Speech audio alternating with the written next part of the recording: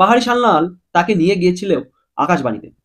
১৯৭২ সালে আকাশবাণীতে নিজের লেখা ও ঝুমুর তালে সুরভিতর বড় লোকের বেটিলো লম্বা লম্বা চুল গান রেকর্ড করেছিলেন বীরভূমের রতন কাহার।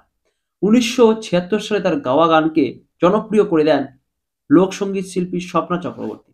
তারপর অনেক রাজা বাদশাহ তার গানটি গেয়েছেন, কখনো অনুমতি নিয়ে কখনো অনুমতিহীন।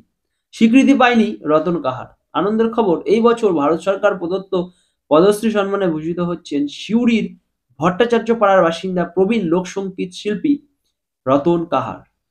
যৌবন থেকেই শিল্পী রতন কাহার বেঁধেছেন অজস্র ভাদু ও ঝুমুর গান। প্রায় ২০০০ গান লিখেছেন। পুরস্কার শংসাপত্র যা পেয়েছেন তার রাখার জায়গা নেই এক চিলতে ঘরের ঘরে। তবে অভাব নৃত্যসঙ্গীতার। বৃদ্ধ শিল্পীর আজকাল আর শরীর ভালো থাকে না, কিন্তু মনের জোরেই গেয়ে চলেন গান।